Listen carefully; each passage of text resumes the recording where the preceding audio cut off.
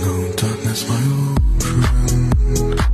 I've come to talk with you again, because the visions of me creeping left its scenes while I was sleeping, and the vision that was planted in my brain still remains within the sound of silence. In restless dreams I walked alone, narrow streets of cobblestone, neath the halo of a street lamp. I turned my collar to the cold and damp, when my eyes were stabbed by the flash of a neon light.